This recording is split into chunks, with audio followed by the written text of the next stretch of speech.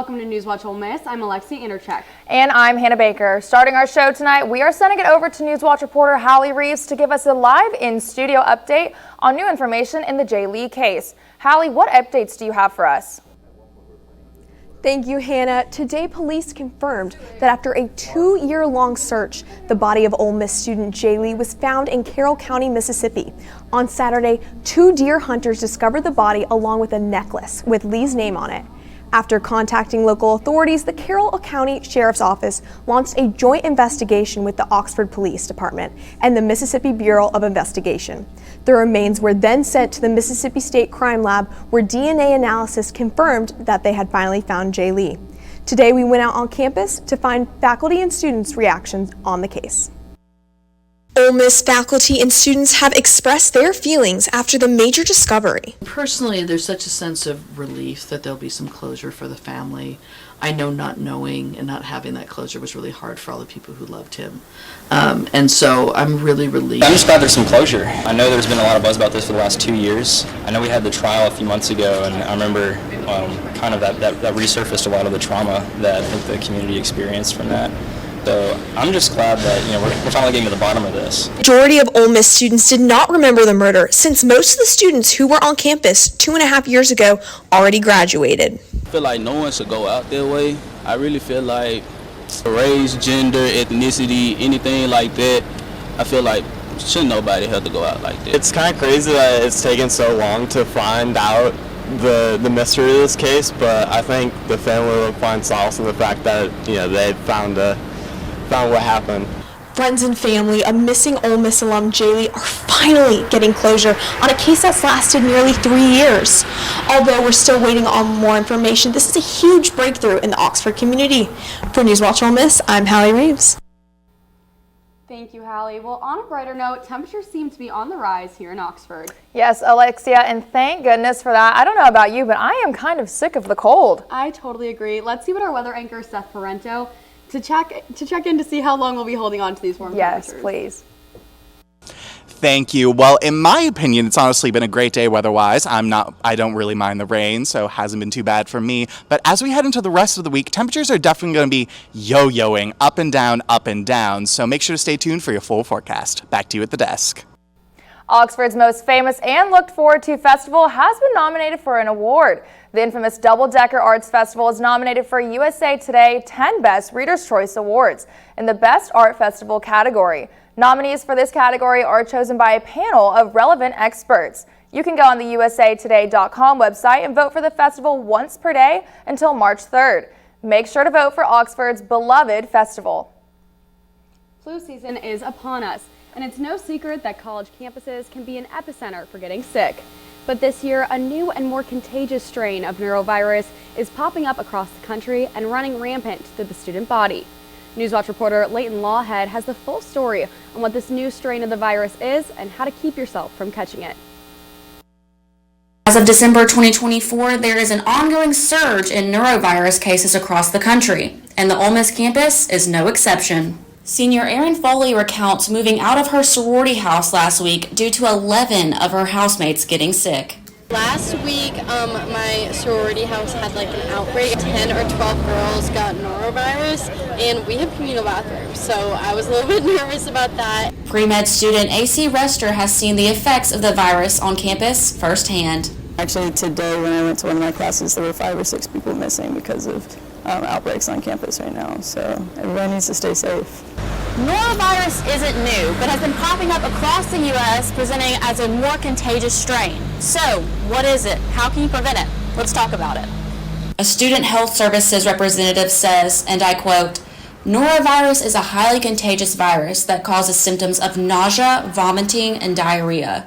Symptoms may also include fever, body aches, and headache. An infected person can spread the virus by direct contact or sharing food or water." Rester has been studying neurovirus in her immunology classes and says that the short incubation period of the virus is what leads to the outbreaks. One of the main misconceptions is that it's just stomach flu. It's actually not a strain of influenza at all. The best way to prevent yourself from contracting norovirus is to frequently wash your hands and stay away from those that have contracted the virus. Let's finish the school year strong and stay healthy, Rebs. I'm Layden Lawhead for NewsWatch. Coming up after the break, we'll hear an update on President Trump's first 16 days in office and how his latest actions may be affecting students. And find out why a nationwide shortage may have your breakfast plate looking bare. We'll be right back with NewsWatch Ole Miss.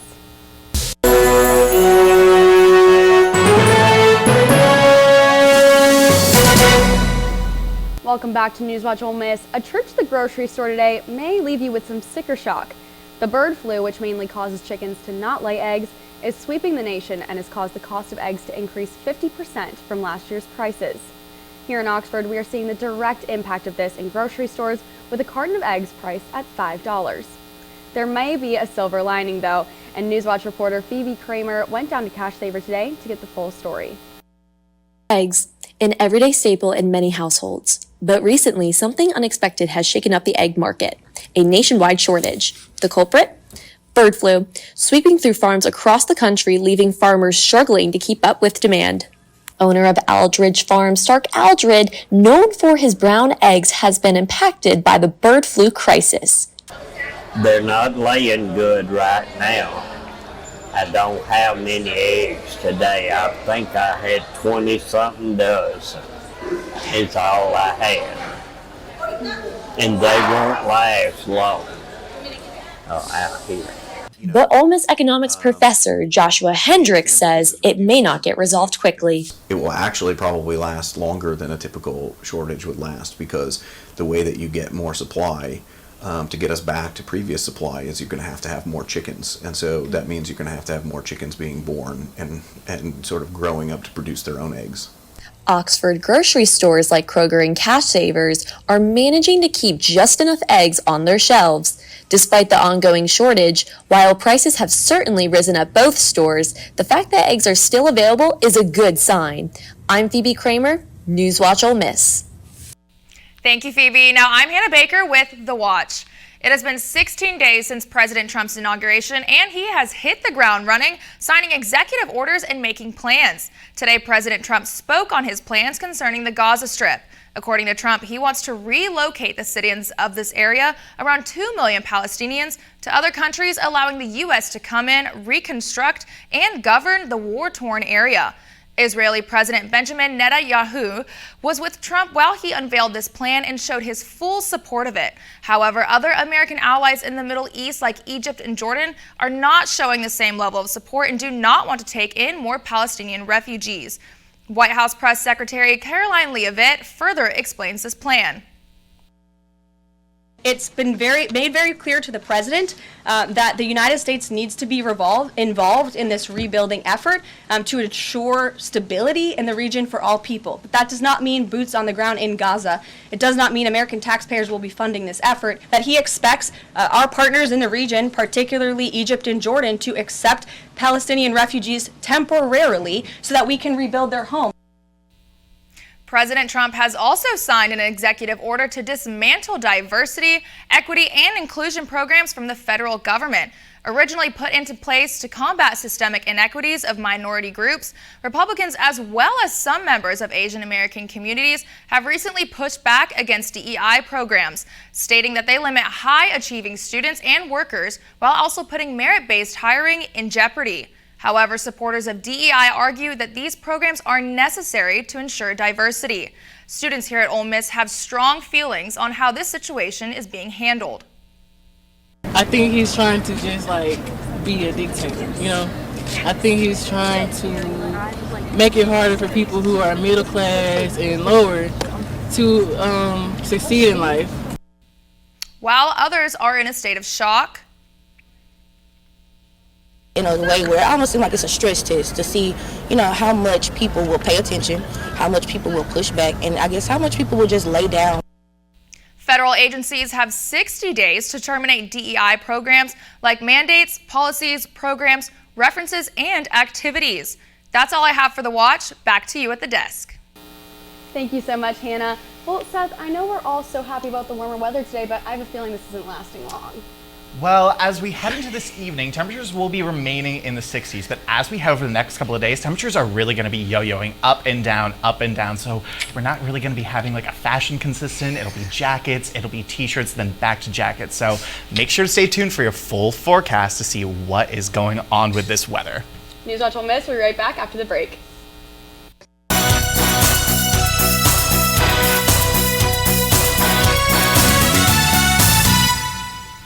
Welcome back to NewsWatch Ole Miss with Stormwatch. I'm Seth Parenteau.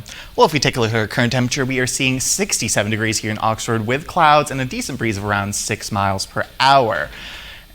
And if you take a look across the rest of northern Mississippi for today's highs, you see temperatures are mostly consistent around the upper 60s and lower 70s, with the glaring exception being South Haven with only a high today of 63 degrees. And if we take a look at our current radar, as you can see, we are experiencing some spotty showers across the area. That's kind of been the norm for today, just kind of occasional spurts of rain, which I haven't minded. I like the rain, but I've definitely seen some people upset about the inconsistent weather. And as we head into tonight, we are looking at a low of only 62 degrees with a chance of rain continuing through and those calm winds again of around 5 to 10 miles per hour. And again, that chance of precipitation hovering right around 40%. So again, spotty showers as we head throughout the evening.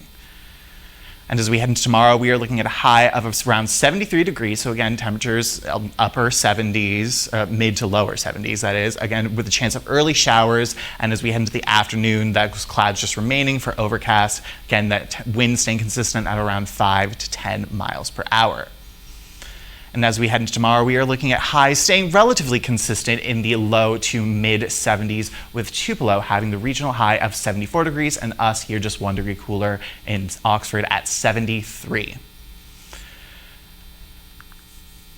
And as we head into our 5-day forecast, as you can see, temperatures are kind of going to be bouncing up and down throughout the week. As we head into the start of next week, as you can see, temperatures are only going to be in the upper 50s for the start of next week. So we'll see how that is going to be going for all of us here in Oxford. I really wish it would just stay the way it is right now. I mean, yeah, it was cloudy, but we can wear shorts. I totally agree with that. I'm loving this warmer weather. No, I feel like it's way too early in February to be getting warm. I mean, we have to enjoy the cold weather for a little bit. Well, yeah, because those 70s are near record highs for this time of year. So, I mean, I am actually kind of on Hannah's side a little bit. I know. I'm from New York. I like the cold. What do you want from me? And I'm from Houston, where it's all the time, all the way hot. Like, I need some cold weather. But cold weather does kind of help for sports. Do you have any updates for us? I do. Coming up, I'm going to talk about how it's never too early to be thinking about future tailgating for next football season in the Grove. And men's basketball got a huge conference win last night in the Pavilion. Check back in after the break for this and more. Welcome back, Rebs. I'm Campbell Holmes with Sports Watch. Ole Miss fans are about to get hit with more charges as the athletics department is introducing new fees to the Grove tent setup. And how will this affect one of college football's most iconic tailgating traditions? NewsWatch reporter Mary Evans went out and spoke to tent vendors and students to find out more. The looming House versus NCAA statement could mean Ole Miss will owe around $20 million to its athletes. To offset this cost, Ole Miss Athletics is adding one more home game to the season, charging students an additional $25 for season tickets. I feel that's still too much. I mean, I know that we charge lower than most other schools, but they shouldn't keep jumping up like that. You know, I'm not thrilled about it, but I'm not surprised. With the Grove empty now, it's hard to believe that last season brought record-breaking revenue to Ole Miss. Big changes are coming this fall, as tent vendors will now be required to pay $150 per tent per game. Grove Shark tent owner Joseph Trimble says this is nothing new. It's basically going to come down to each vendor, whether they eat that, split it with them, or just pass it on. The good news is the cost won't be a problem for the customer, Trimble says. Once they break it down amongst their group, it's not like it's going to be this massive increase. Individuals setting up their own tent in the Grove will not be required to pay additional fees. Last week, Vice Chancellor for Ole Miss Athletics, Keith Carter, said in a press release, "We understand how important it is to preserve the unique character and traditions of the Grove, and the end-user experience should not change for the fans with this new structure." I'm Mary Evans, NewsWatch Ole Miss. And Rebs were hot in the pavilion last night as the number 25 ranked Rebels took down the number 14 Wildcats from Kentucky. 24 assists and just 1 turnover were collected by Ole Miss and led the team to victory with a 98-84 win. Star guard Matthew Morrell led the team in double figures with 24 points, which included 6 made threes. Rebs showed who's boss earlier in the first with a 15-3 run, while also leading by as much as 23 points at half. Ole Miss kept that momentum going in the second half as guard Jalen Murray secured his first double-double of the season, and Dre Davis kept energy up with, of course, 17 points. Rebel Hoops is traveling to Baton Rouge this weekend to take on LSU on Saturday night at 7:30. And keeping it up with wins, junior track and field star Tariq Robinson O'Hagan has been named the SEC Men's Field Athlete of the Week.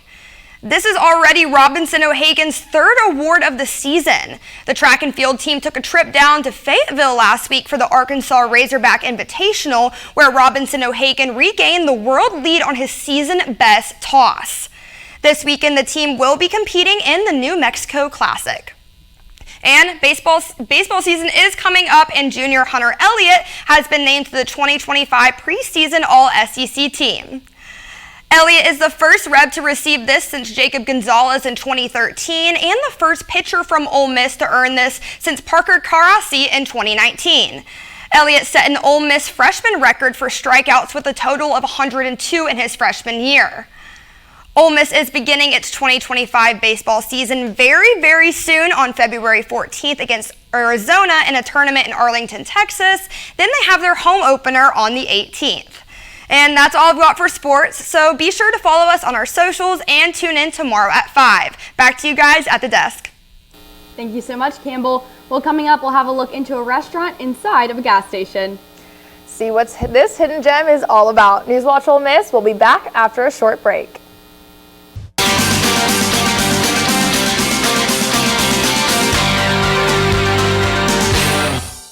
Welcome back to NewsWatch Ole Miss. Alexia, you know what I've been craving recently? Tell me more, Hannah. I have been craving some good old-fashioned barbecue. Well, lucky for you, I know just the spot. I recently visited Bee's Barbecue, which is located inside of a gas station here in Oxford, and not only is it home of some really great barbecue, but also some very rich history. So let's take a look. Barbecue is a classic American food. Mississippi is one of the only places you can find it inside of a gas station. Bee's Hickory Barbecue opened over 30 years ago in an Oxford gas station on South Lamar. You can serve good food anywhere, he said. Says new owner David Moore, who took over the restaurant after the original owner retired. Moore has made sure to keep all of the original recipes, including their locally famous Southern pork ribs. Our ribs, we smoke them for 7 hours, and we have a nice rotisserie pit to keep a nice even temperature on them.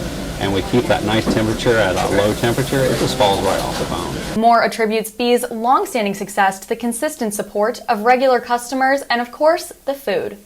Bee's Barbecue's best in town. They come after practice, maybe once a month. All town Oxfords come in, drink your coffee and hang out.